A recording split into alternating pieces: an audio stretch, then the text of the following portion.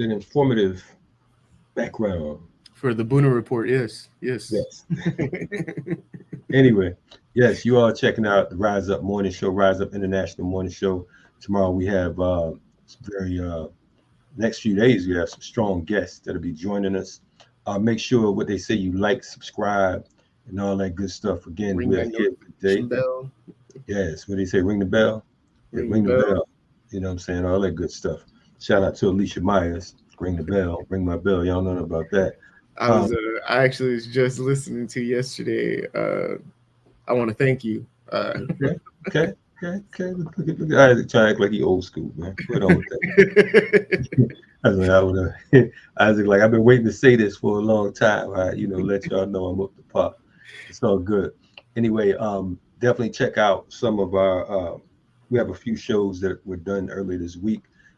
Check out I was about to say decolonizing feminism, Anti-imperialist. anti-imperialist feminism, and the Captain Maternal Agency with Dr. Joy James, Khadijah Haynes, and Marsha Hines. So make sure you check out the work that they're doing. Really good episode they had. Highly advise you guys to check it out. Really good episode.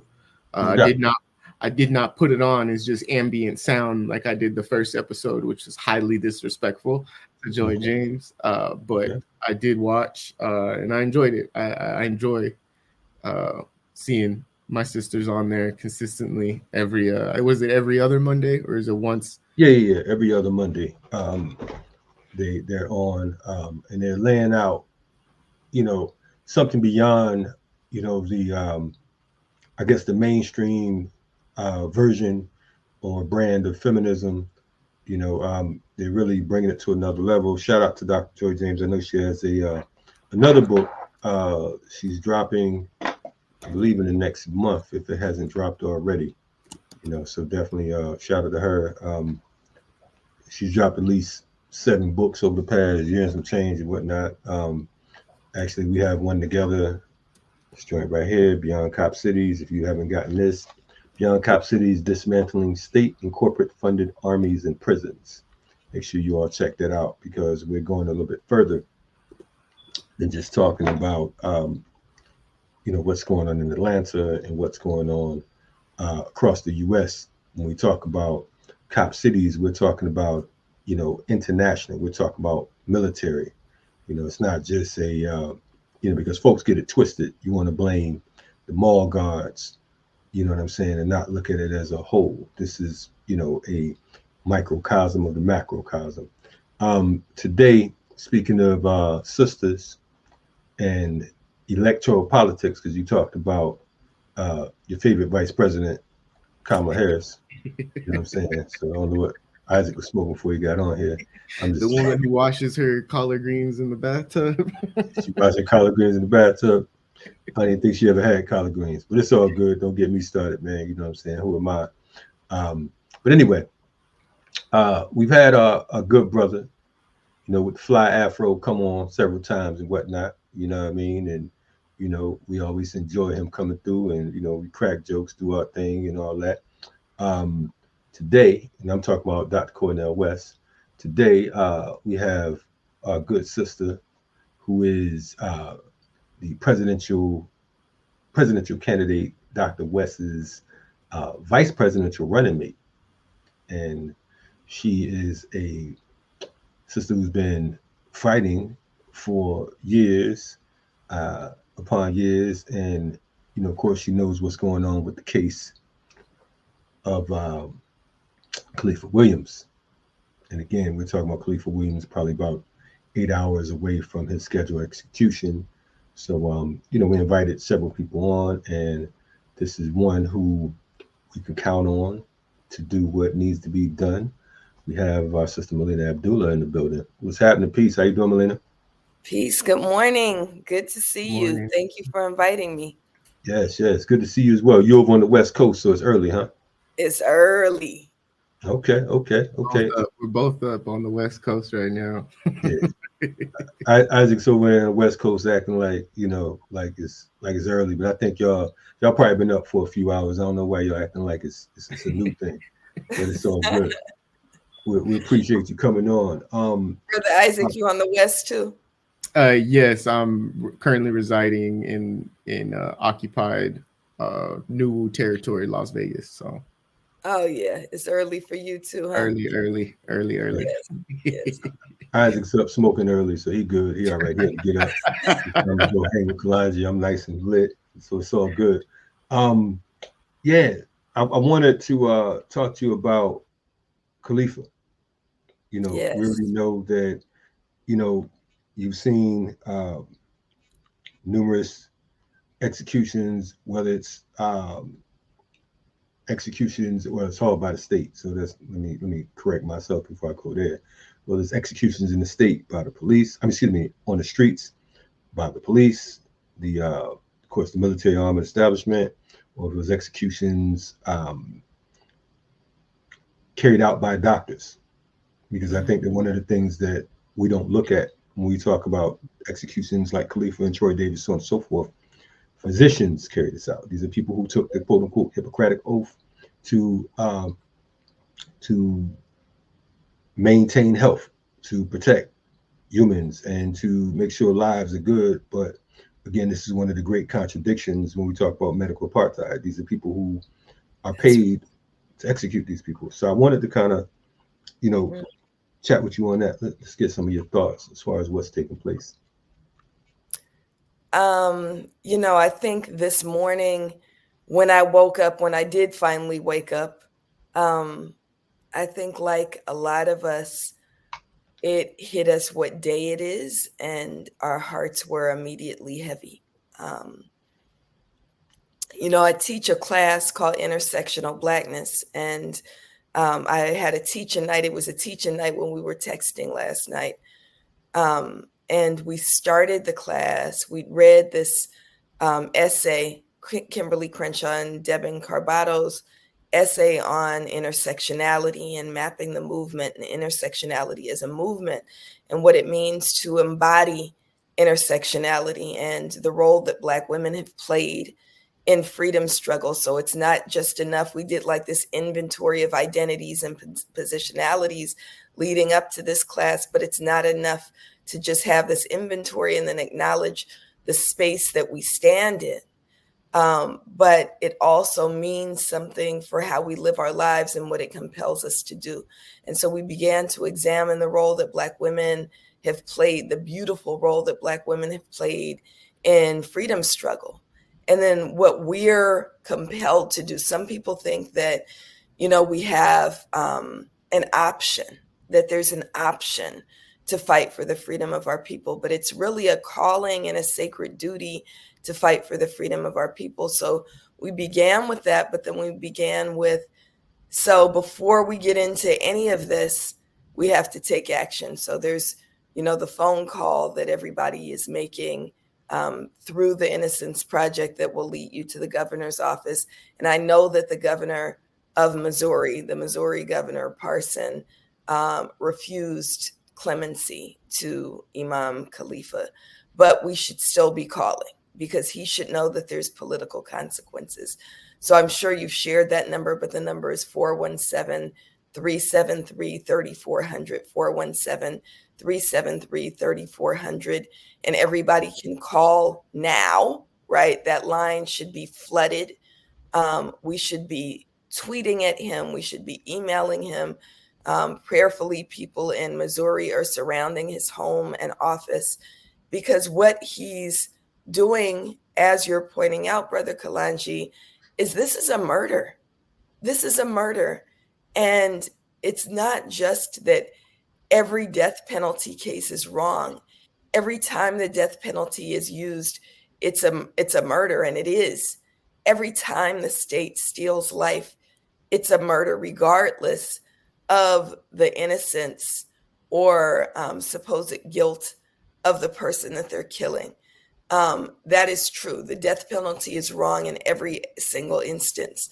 And I'm grateful for those who stand up every single time. But when we talk about Imam Khalifa or Marcellus Williams, this is a case where he's actually factually innocent, right? Where someone else's DNA is on the knife that supposedly stabbed the victim to death, right? His DNA is nowhere to be found at the crime scene. The only evidence is two so-called witnesses who were incentivized to the tune of $10,000 each, and promises around their own cases. Even the victims' family is petitioning the governor to please don't go through with this execution. So you're talking about not just the theft of life, but the theft of an innocent man's life who spent the last 24 years in prison offering spiritual guidance to others who were confined to that prison wall as an imam. And so I woke up this morning feeling heavy. But the other thing that we did in this class last night is also examine spaces of power for oppressed people. And that's really what this is, right? This is why you're Black Power media, right? That the structures, the institutions that we have lock us out of power, right? But there are spaces of power for Black people, for Black women, for Black Muslims, right? Our Ummah as Muslims is a space of power. Our beautiful ability, and there's a lot written about our sense of linked fate as Black people is exercising, is being measured to have the highest degree of linked fate of any other group. Our understanding, even the heaviness that I and you woke up with, recognizing that there's just a matter of hours, unless there's some sort of divine intervention, just a matter of hours before Imam Khalifa's life is stolen. The ability to resonate and feel that is also a source of power. So I'm saying all that to say that we are also the most hopeful people, because we know that there's power beyond understanding when we do the work. And so we won't give up. We will continue to struggle, and we will demand until the last possible moment and even beyond for the stay of execution of Imam Khalifa. The thing that I did as vice presidential candidate is recently, last night or yesterday evening, petitioned the current vice president to step in. I think that you all have been talking about Kamala Harris and her supposed collard green making. I'm with you, Brother Isaac. She don't make collard greens, and I don't know if she's ever tasted collard greens, because look, beyond the washing them in the bathtub is, if you eat pork, it's not bacon that you use to make collard greens. I know that, and I'm Muslim, right? You don't cook it with Tabasco sauce, right? You know, come on, man. That's your secret ingredient, bacon and Tabasco sauce. You lying, right? But what we do know is Kamala Harris. It's the Indian version. I'm sorry. Right. What we do know is Kamala Harris is on record as saying that she's opposed to the death penalty. And if you're opposed to the death penalty, we need you to speak up right now. Your boss, Joe Biden, right, has said, because you say, you know, you don't have any power right now. You don't have any power when you don't want to bear responsibility for the Biden-Harris administration's policies, but then you have power when you want to take credit for things, right? So look, we're saying in this moment, Joe Biden actually ran on an anti-death penalty ticket, that you have a responsibility and a duty to speak up, to use your power, your actual power as vice president, but also to use your actual power as someone who has the largest platform in the world right now to demand the stay of the execution of Imam Khalifa, also known as Marcellus Williams. You mentioned, and I appreciate that for sure. You mentioned so many of the contradictions in this case. You mentioned the fingerprints on the knife, none of them being Imam Khalifa's. You mentioned the DNA or lack thereof. You mentioned the fact that the family was like, look, let's not do this. Let's look into this. This don't feel right, whatever, so on and so forth. With all of that, with all of the, the witnesses being paid off, the incentivizing of the witnesses, so on and so forth. Question I have is, why do you feel Governor Parsons and his colleagues are moving forward? Why do you feel that they have in their heart to murder? Because I think execution is almost like a nice term for brutal reality. Execution here in the United States almost implies guilt. It implies that we have to sort of like euthanize. We have to take this this rabid dog and put him to sleep so that he won't victimize anyone else. Why do you think they're so hell-bent on moving forward in this case? Right. Well, we have to broaden it to gain any type of understanding, right? Beyond the case, we have to understand that the death penalty in this country was designed specifically to do this, right? The death penalty in this country, when we think about historic death penalty cases, right? When we think about the death penalty that was exacted against our honored, revered, righteous ancestor, Nat Turner, the point of the death penalty is to put Black people's heads on stakes, right? To make examples of them. And so Parson is absolutely of that school. We got to remember his predecessor actually did stay the execution of Imam Khalifa. And Parson went in like the white supremacist that he is and lifted that stay. So he's doing this intentionally. The death penalty is moving forward the way that it's supposed to, right? When we think about death penalty cases, Black people constituting 13% of this country, but 41% of death penalty cases. And if the victim is white, we are 4.5 times more likely to have our lives stolen, to be executed if the victim is white.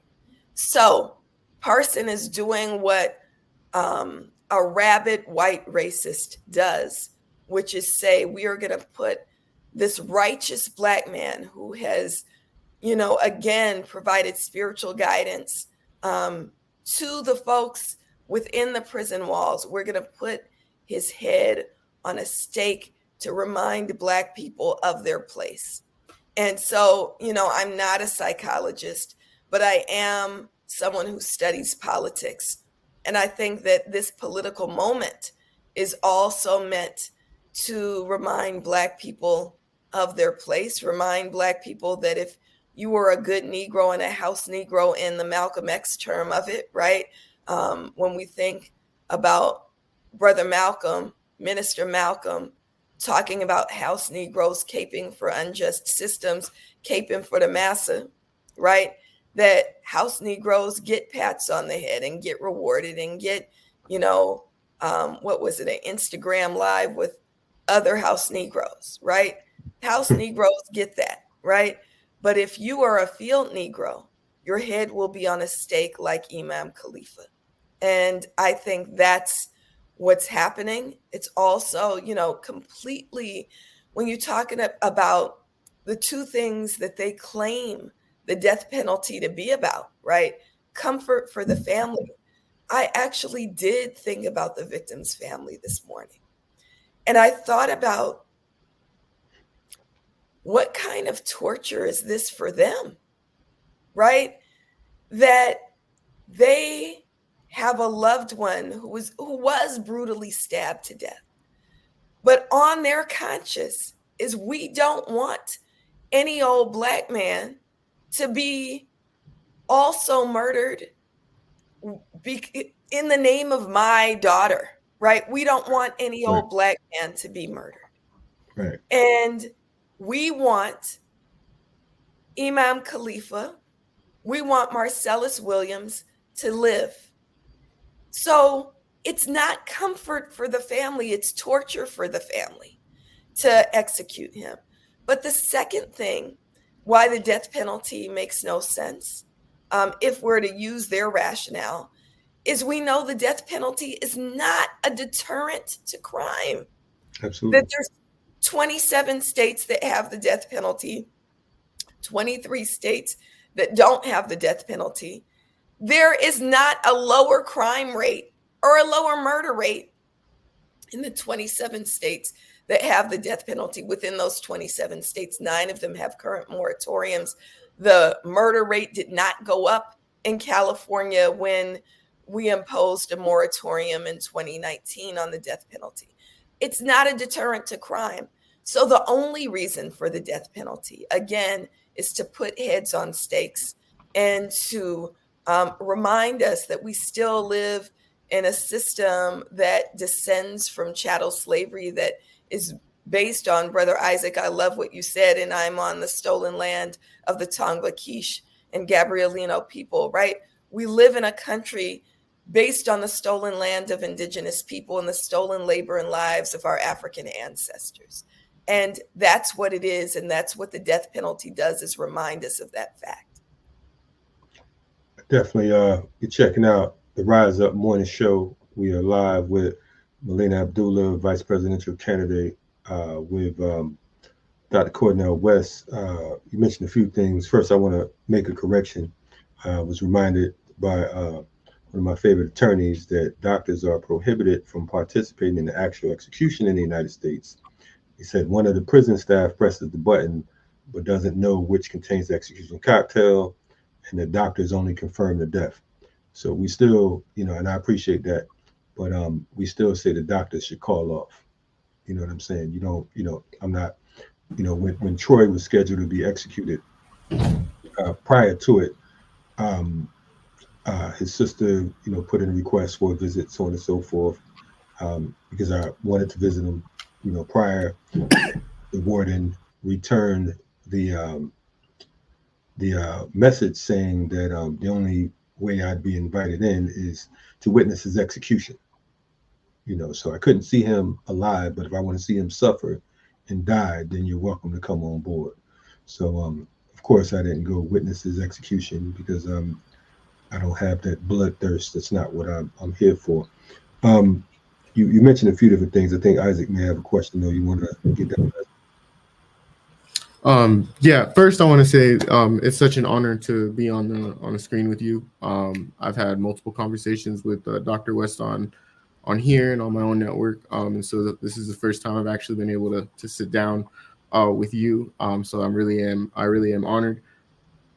This campaign as a whole has stood in lockstep with grassroots movements, with what would be considered the lower ranking, set of individuals, whether it's journalism, again, grassroots organizations that feed the homeless, political prisoners.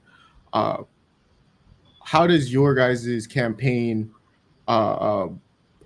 align with the people more than say any? I'm not going to name in specific, but to all these other campaigns that are out there, what has your campaign done that has been different, but has also been beneficial to grassroots? I know that you come out of Black Lives Matter grassroots and are an individual that has been in solidarity with, the abolition of African individuals from this system, from an imperialism. So I'd like to get your thoughts on that, because we have individuals that, right now will put out a 2-3 minute video and call that solidarity, but have you talked to the families? Have you talked to the camps of, Imam Khalifa? Have you done any of these things versus, your guys' campaign? As you said, you had a workshop that you guys did for which you highlighted Imam, and were being put in and have put yourself in a position to really, for me, throughout this whole entire process, your guys' campaign has been nothing but realness. I've seen. And so I wanted to highlight that, but also ask the question, like, how does your campaign differ from all the other campaigns out there in the context of Imam? Right. Well, thank you so much for the question. And it's an honor to be with you as well. And I hope one day it's not on the screen, that it's in person. So I feel very blessed and fortunate to have shared space many times now with Brother Kalanji, and, both before and since I was announced as vice presidential candidate with Dr. West. Look, this run is a huge surprise to me. I've said many, many times that I would never, ever, ever, ever run for office, right? I said, I would never do that, right?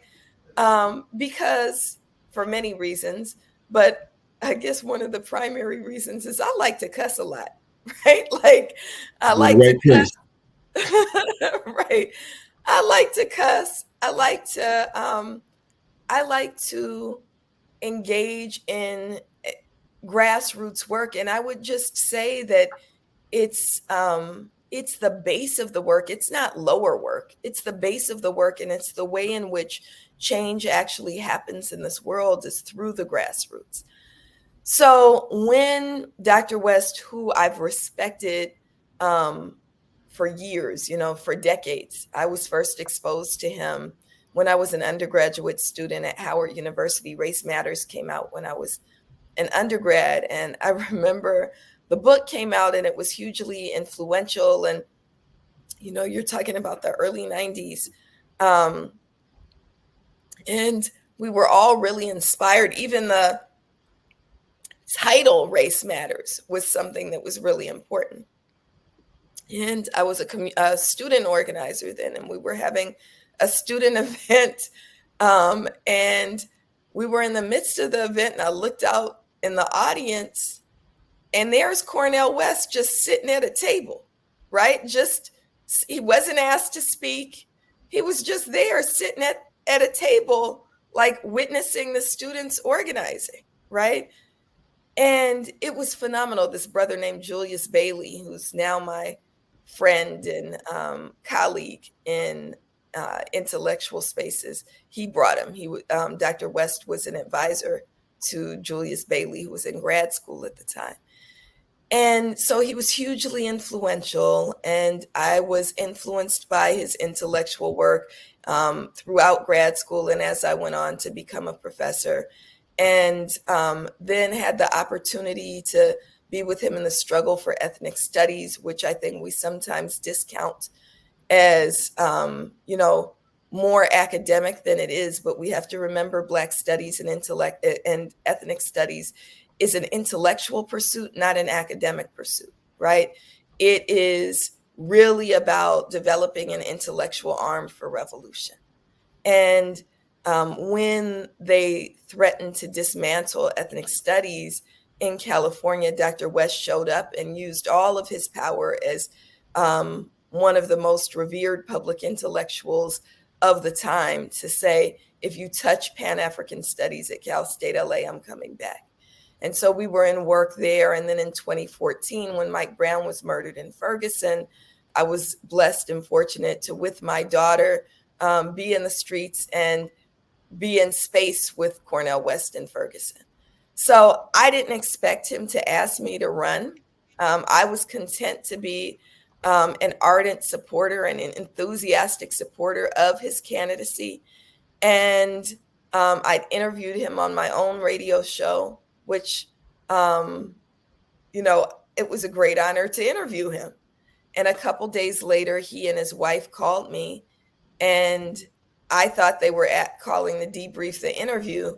And instead, he asked me to be his running mate. So I'll cut to the chase, Brother Isaac.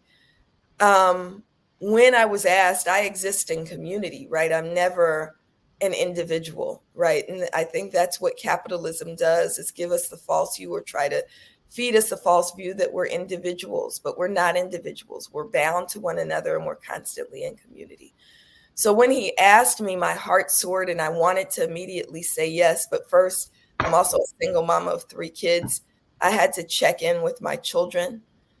checked in with them, checked in with my parents, who I still got to ask my mama for permission before I do anything big. But then checked in with my organizing community. And I organize with Black Lives Matter Grassroots, which is 39 chapters on the ground all around the country, including in Atlanta, including in Los Angeles, including in Mississippi, all around the country. BLM Grassroots is doing phenomenal organizing work. And I checked in with both the leadership, but also the chapters around the country. And we agreed that this is an opportunity for us to both advance our vision, because Dr. West does define himself as an abolitionist, as someone who advances Black power. He has a track record that aligns with our beliefs. And not only is he, the smartest man in the world, he's demonstrated a sense of humility and righteousness that gave us confidence in how we engage in electoral justice work. And so we see this as an opportunity for us to say, this is what we mean when we still say defund the police. This is why we must stop cop cities, right? This is the work of abolishing the death penalty, but also, remembering that public safety doesn't come from prisons that cage human beings, right? And these are new forms of public safety. And so this is what we've had the opportunity to do. And also we're building towards maintaining movement. So even before my run years ago, when Black Lives Matter got involved in electoral justice, in 2020, we began to advance this idea of voting and organizing. Yes, it's important to vote in November. And that's only one tool in our toolbox. We have to constantly be organizing for community power, for people power, and for a transformed system that actually benefits all of us. All right. Definitely appreciate you dropping those jewels. I want to ask too, because we're talking about Khalifah, and we know that we're also advocates, for political prisoners, the liberation of political prisoners, right? I want to know your stance. You have Leonard Peltier, who has been locked up close to 50 years, just turned 80 about a week or so ago, a couple weeks ago. You have Umar Abu-Jamal, who's been locked up close to 42, 43 years. He just turned 70 this past April 24th. You have Imam Jamil Al-Amin, formerly H. Rap Brown, who will be 81 on October 4th. He's been locked up over 20 years. We have Aranza Bowers, who was locked up for 50 years, was supposed to be released 20 years prior to his release. I want to know your thoughts. How important is the liberation of political prisoners? And, do you see a connection between political prisoners, cop cities, and what's going on with Khalifah right now? Absolutely, there's a connection. Absolutely, there's a connection. So when we talked about this system of putting free Black people's heads on stakes, right? That comes in the form of the death penalty and also comes in the form of political prisoners. And so I want to underscore what you're saying, Brother Kalanji, about all of those who you named. And I've been fortunate enough to work on several cases, including some of those that you're talking about. So we're intentionally doing work around Imam Jamil Al-Amin right now, and of course have been supportive of freeing all political prisoners, freeing them all, right? And have been, I think this is where we talk about the spaces of power. Also very blessed to have witnessed some victories, right? So I'm honored that, the very room that I'm sitting in, just a few months or a month or so after his release, Baba Matulu Shakur, if you ever got a chance to talk to or meet him, you know how he likes to roll, right? So I'm sitting here like in pajama pants, like I am now, and I get a call. What's your exact address, right? And his brother Zaid, who's Baba Matulu's godson, on the phone. I give him my address, and Baba Matulu and brother Zaid are outside my house. And, for the months that he was free, the 7 months that he was free, I was fortunate enough to be mentored by and guided by and popped in on by Baba Matulu Shakur. We did work around that case. We did work around Rochelle McGee, right? And, one of, I don't live with very many regrets, but one of the regrets that I have is that we had poured ourselves into work for Rochelle McGee. We spent money. Black Lives Matter didn't have any money until 2020. So we spent money we didn't have to try to get Rochelle McGee free. We put up billboards, we bought T-shirts, we engaged in social media campaigns, letter writing campaigns, and finally saw the release of Rochelle McGee, who went home to live with his cousin in the Inland Empire, which is about 2 hours from me. And I kept stalling, going to visit him. And he passed before I got to meet him in person. But I feel honored and blessed that I got to work on getting him free. And I talked to his cousin Barbara still. And, she talks about how he remained funny, and cracked jokes all the time until the moment of his death. And so we believe in, but also work towards the freedom of political prisoners. Dr. West has been deeply involved in the Free Mumia effort and calls Mumia Abu Jamal a personal friend. And so we've been doing that work. And what I'd like to add to what you said is that we also have to remember that there's contemporary political prisoners. And so we want to lift up the case of Brittany Martin, who still is not home. We don't forget about her, but please keep your eyes on what's happening in her case. Brittany Martin was a pregnant Black mama of 6 children when she was arrested, charged, prosecuted, and sentenced for simply leading a Black Lives Matter march in South Carolina, Sumter, South Carolina, in 2020 in the name of George Floyd. Since she was imprisoned, she's been brutally beaten, been sexually assaulted, forced to have her baby, her last baby, who she named Blessing, inside the prison walls, refused the right to breastfeed her child, had her locks cut off, and then disappeared within the prison system, moved from, unbeknownst to her family, moved from a South Carolina state prison to an Illinois state prison without any family notification. And so we're still saying free Brittany Martin.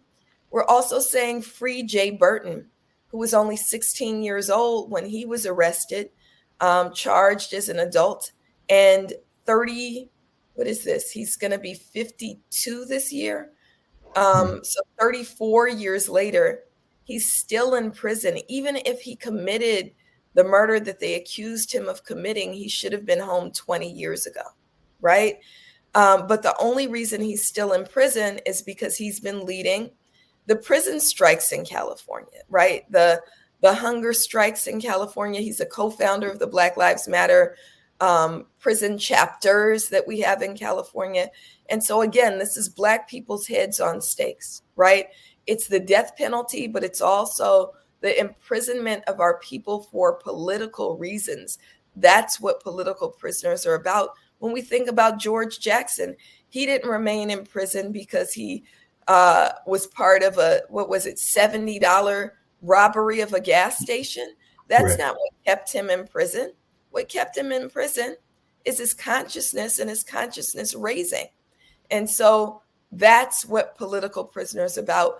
We know that prisons also don't keep people safe. And as we engage in prison abolition, the first ones that need to come home are our political prisoners. Without a doubt. Definitely appreciate you dropping that, and appreciate the work you all have been doing, particularly around Rochelle McGee. Rochelle McGee, for folks who don't know, served 67 years altogether. He was, quote unquote, free 16 and a half years of his life, and I think he was out maybe 3 months before he transitioned. And, it is the Rochelle McGee case is criminal in so many levels. And I'm not going to get into that right now because there's so many folks who damn near forgot that he existed. They forgot, that he should have been liberated. And they didn't go hard for this brother who,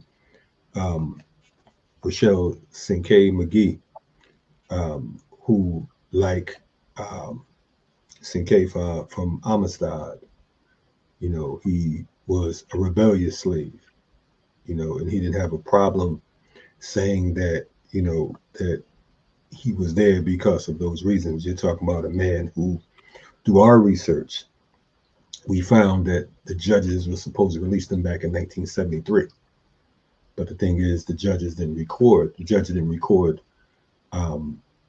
finding.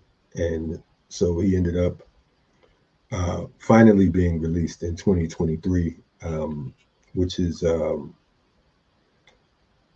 another case that when I think about it, it's just like it makes my blood boil, because we failed him.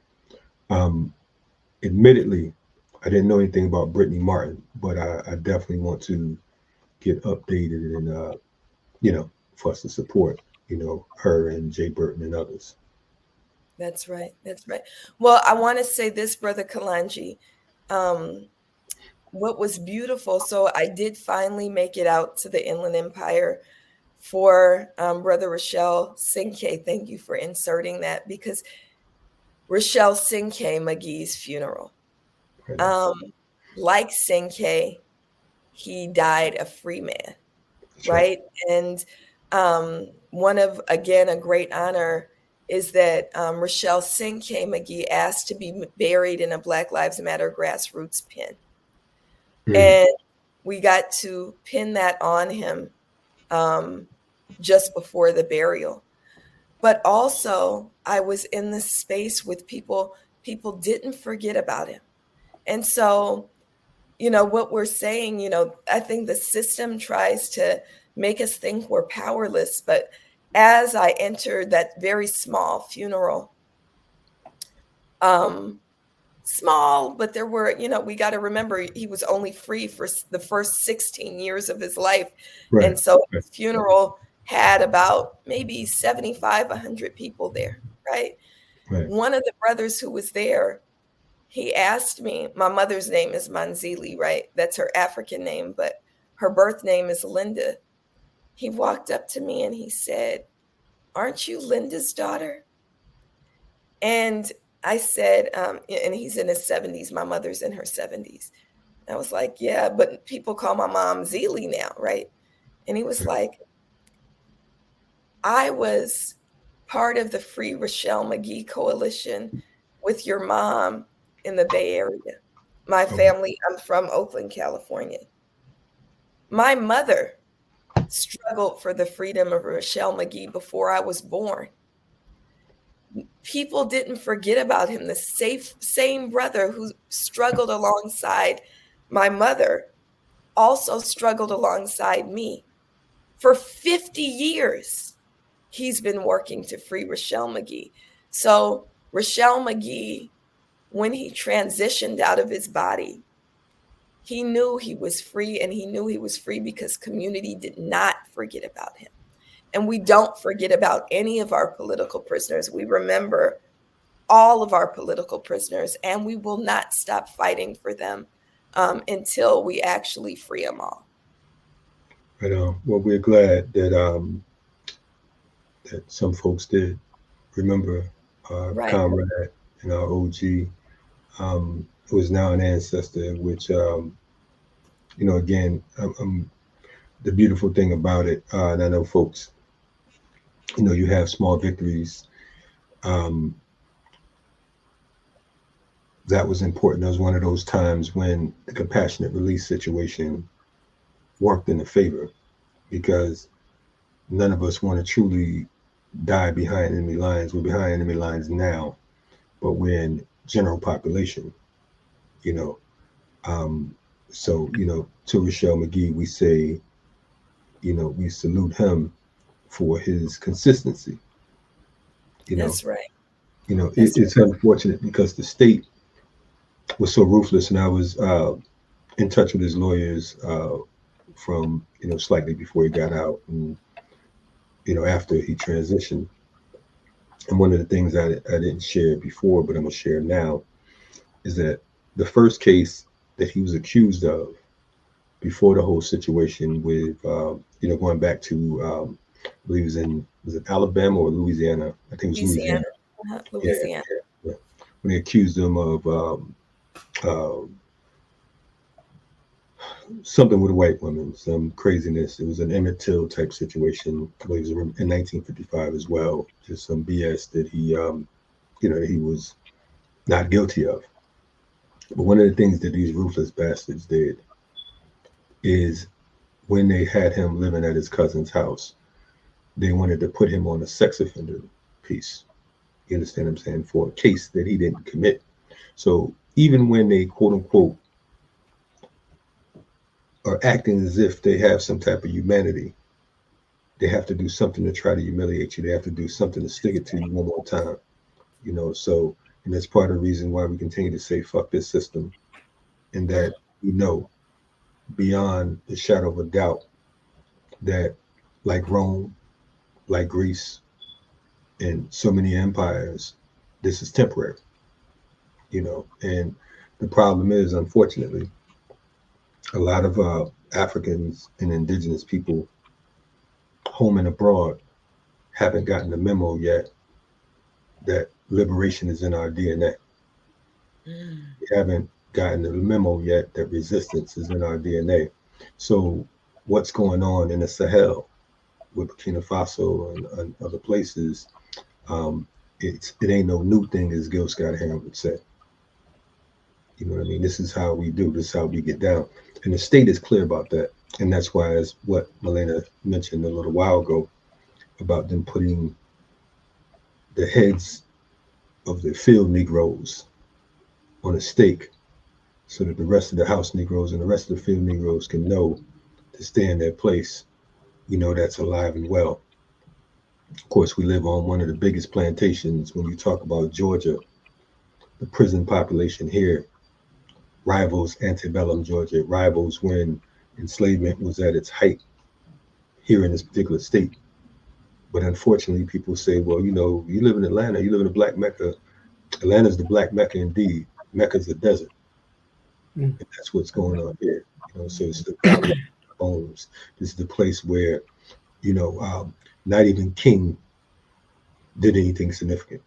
When you think about King, you hear the Birmingham letters.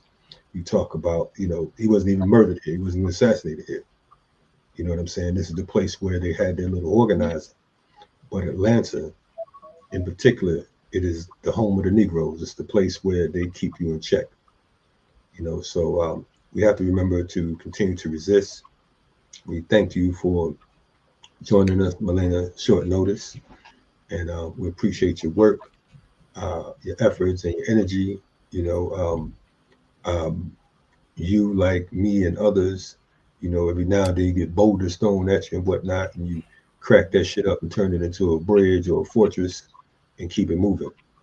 So I appreciate that, the strength and tenacity, and we're gonna win in spite of ourselves.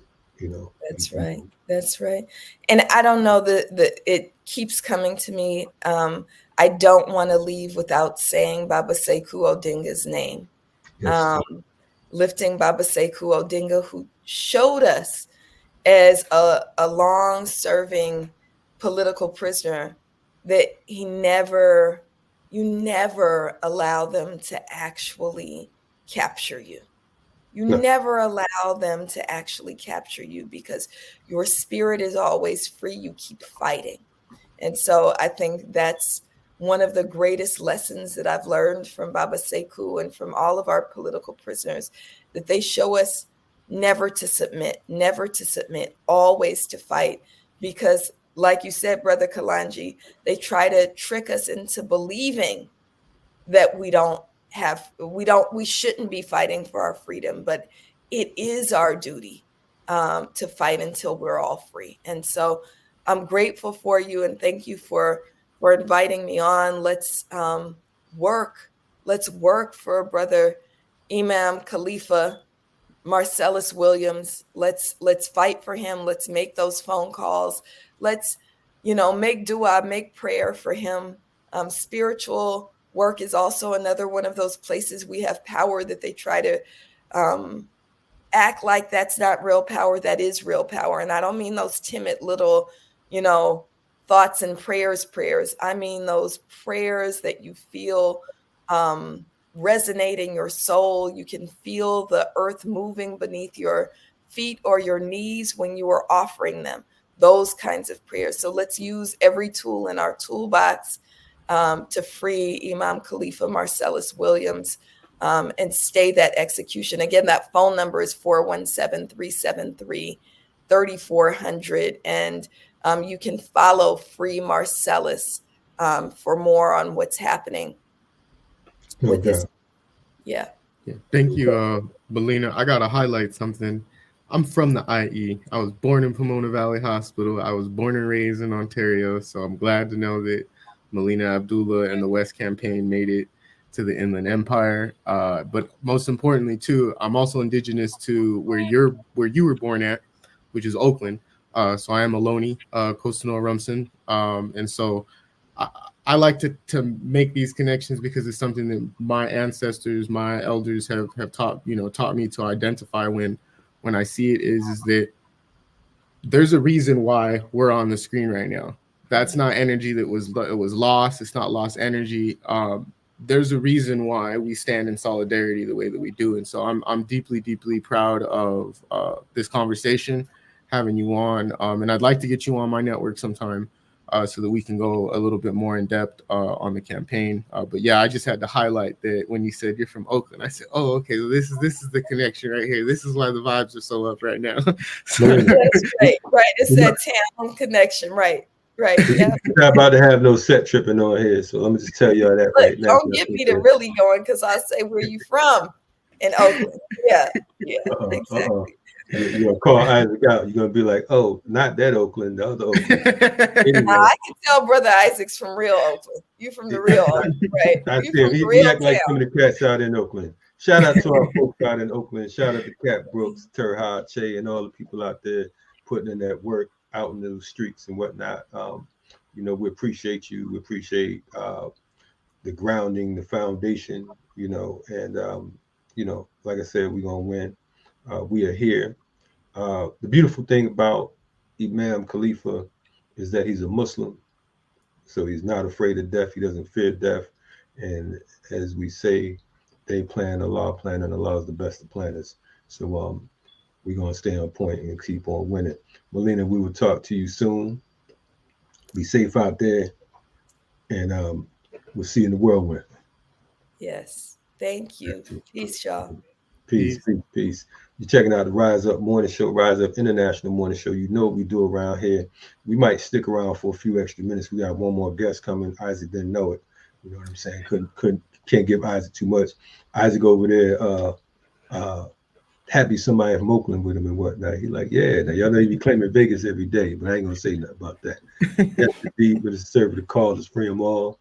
We're gonna win. We're gonna go to a quick break. We got a few bonus minutes or whatever we're gonna rock with. And y'all stay tuned real quick. Isaac, like another break. You ain't tell me he was gonna do another break. I'm like, shit, I only prepared for 2. Isaac, whatever, man. We're gonna catch you in a minute. This is the Rise Up Morning Show.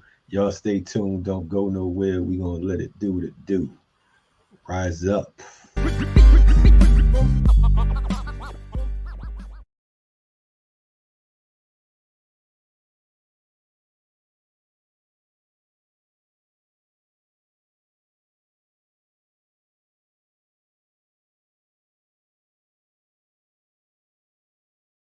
Europe has fought more fratricidal wars than any other continent, or all the continents put together. Europe still speaks of European continental unity. Of course, Africa will unify before Europe, but that's not the point of discussion here this evening. The fact that Europe, with all the fratricidal wars she has fought, can speak of continental unity shows this evolutionary process. Africa, like any other society anywhere in the world, was involved in this same evolutionary process, going from family to tribe to clan to nation to continent. This evolutionary process was interrupted by European imperialism. It came in two forms: slavery and colonialism. First, they took over 300 million, the strongest, out of Africa, and then they divided Africa at the Berlin Conference. So you can see that Africa herself was moving on this evolutionary process. This evolutionary process, which would lead to continental unity, and Africa will still be the first continent unified, was interrupted by European capitalism. Since it was interrupted by European capitalism, an evolutionary process, the only way that Africa can unite today is through a revolutionary process aiming at a socialist economy. If capitalism destroyed us, it doesn't make sense to use capitalism to continue with it. We must use the antithesis of capitalism, which of course is socialism. And certainly if an evolutionary process has been interrupted, the only way we can capture the time lost is through a revolutionary process. We state these facts only to let you know that those of us who are revolutionary, Pan-Africanists, is not because we love revolution. It is historically determined, and we have no alternative but to follow history and to use history for the benefit of our people. So this then is the general outlines of Pan-Africanism. So you must not think that Africanism just began. Had Africa been left untrampled by European imperialism, we'd have a long time achieved continental unity. Secondly, Pan-Africanism must be seen as a movement, a mass movement. And this mass movement must be properly understood. Africa, of course, because of racism, is belittled everywhere. And many people do not see Africa's constant, underline the word constant, contributions to world civilization. Since the 1940s, Africa has given, even before the 1940s actually, we can go back to the Honorable Marcus Garvey, Africa has given to world political movements a mass character. Africans revolt in masses, never as a vanguard party. If you look at the independence struggle in Africa, it was nothing less than mass. If you look at the struggle in the Caribbean for independence, it was nothing less than mass. And even in the United States of America, the only movement they call a mass movement is our movement. Therefore, this mass character must be properly understood. Pan-Africanism has this mass character. Africans have this mass character in responding. And our responsibility is to bring this mass character together, make it precise so that it can direct its blows at the enemy, hitting him until we knock him down. Therefore, the task of Pan-Africanism is to gather the masses of our people together in the same organization, irrespective of where they find themselves, be it in Europe, be it in the United States, be it in the Caribbean, or be it in Africa. This is the first aspect, then we must understand. Pan-Africanism found its organizational expressions in 1900. Here, a Pan-African conference, here the word conference, was organized by Africans from all over the world. They came together deciding that something must be done for Africa. One of the leading organizers of this conference was a man by the name of Henry Sylvester Williams, born in Trinidad, a man whom you should do some history on, a very, very great man. Dr. W.E.B. Du Bois attended the conference, but he was not one of the leaders in 1900. By 1917, 1918, the idea of a necessity for a Pan-African Congress, not conference, Congress, was to be called. But most of the people who did the conference were dead. Henry Sylvester Williams was dead. A lot of them were dead. Du Bois was about the only one who was alive. Du Bois recognized he had a historic responsibility to continue the work of Pan-Africanism, so he called the first Pan-African Congress. Make a clear distinction. The first one in 1900 was a conference. Du Bois, being intelligent, understanding that a conference is limited and a Congress has more elasticity and can go longer, called it a Pan-African Congress. From the 1990s up until 1945, we could say seriously, Dr. W.E.B. Du Bois just about single-handedly kept the flame of Pan-Africanism alive. One thing must also be underlined to you. Pan-Africanism was brought into being in its organized form by the Africans outside of Africa. This was done only because of the oppression of Africa.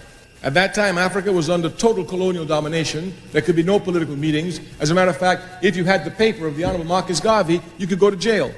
So the conditions were such that it was difficult for the Africans on the continent to organize. Africans off of the continent, recognizing this, came quickly to fill up that gap. So Pan-Africanism itself was brought to bear by the diaspora. But you must not think that the diaspora brought Pan-Africanism for the diaspora. Not at all. The center